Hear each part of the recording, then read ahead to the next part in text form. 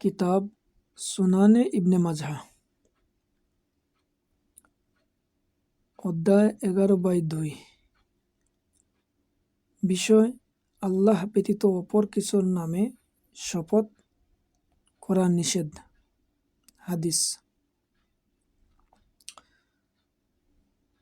হযরত উমর রাদিয়াল্লাহু আনহু থেকে বর্ণিত, তিনি বলেন, রাসূল সাল্লাল্লাহু আলাইহি ওয়াসাল্লাম উমর রাদিয়াল্লাহু আনহুকে তার পিতার নামে শপথ করতে শুনলেন।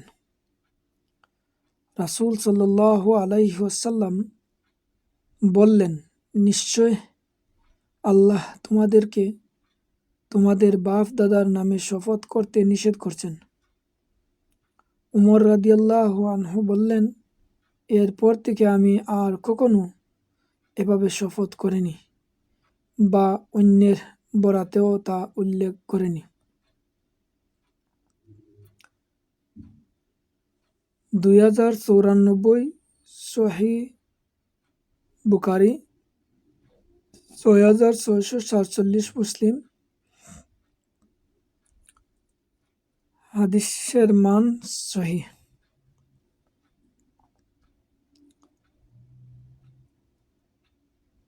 আব্দুর রহমান বিন সামুরাহ রাদিয়াল্লাহু আনহু থেকে বর্ণিত, তিনি বলেন, রাসূল সাল্লাল্লাহু আলাইহি ওয়াসাল্লাম বলছেন, তোমরা দেবদেবী ও তোমাদের বাপ দাদার নামে শপথ করো না।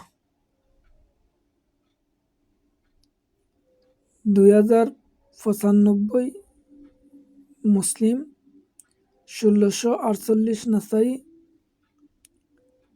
3774 আহমদ। হাদিসের মান সহিহ।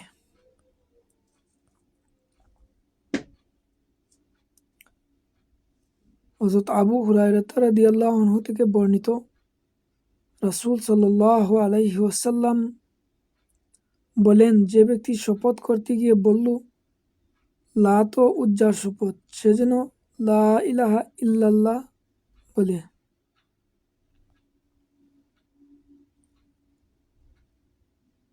সহিহ আল বুখারী 2096। হাদিসের মান সহিহ।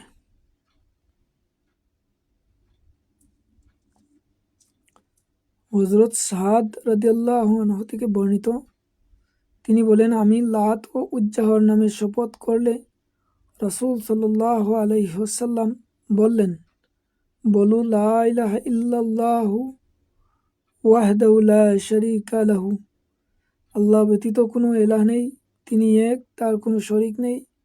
অতঃপর তুমি 3 বার বাম দিকে থুতু নিক্ষেপ করো এবং শয়তান থেকে আশ্রয় প্রার্থনা করো, আর কখনো এর পুনরাবৃত্তি করো না।